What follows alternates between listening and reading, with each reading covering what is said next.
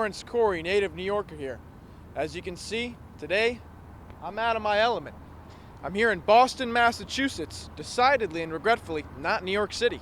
But I'm in high spirits. I'm here visiting my close friend Isherwood Johns from the sanatorium.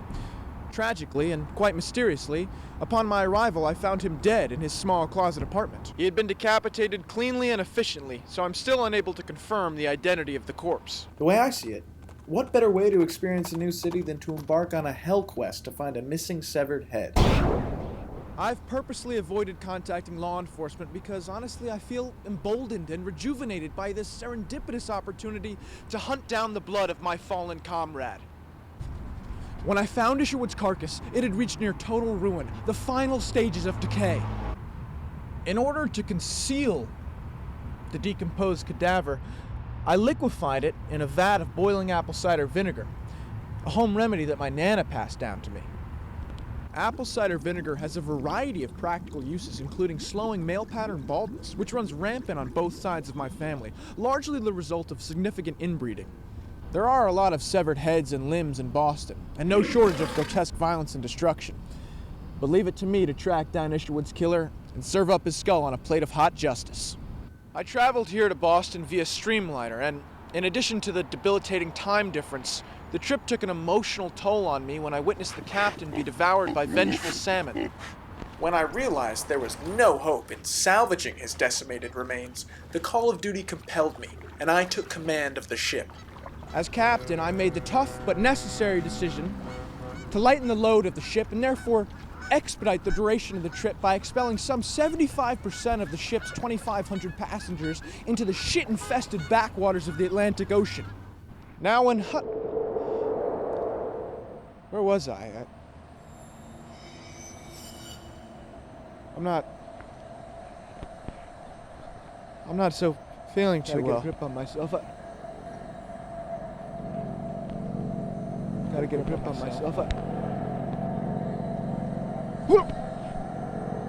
Where am I? Where am I? Where am I?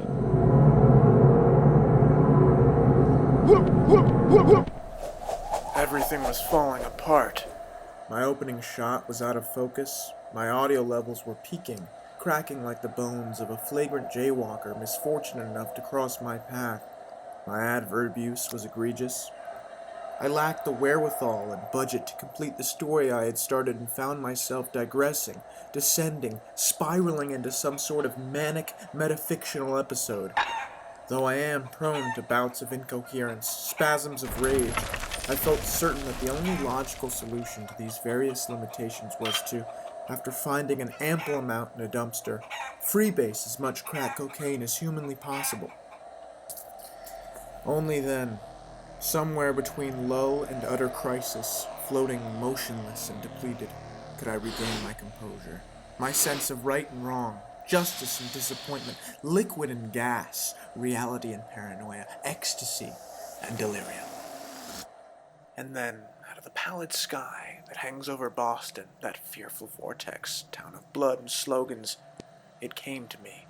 With a force so urgent it was as though stimulants, sparks, were coursing through my veins, restoring my fevered brain to its original perverted, pure state.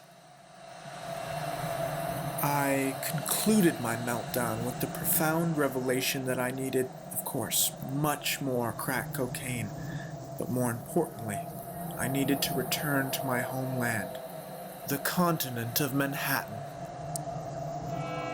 Make it stop! Make it stop!